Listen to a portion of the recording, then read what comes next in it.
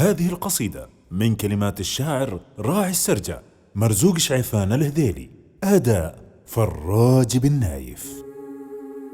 يا مرحبا باسم ابونا وافي واخوانه في حلة الكرم والضيف مدهالي، عيال عود ورث من طيب جدانه، خاتم رفيع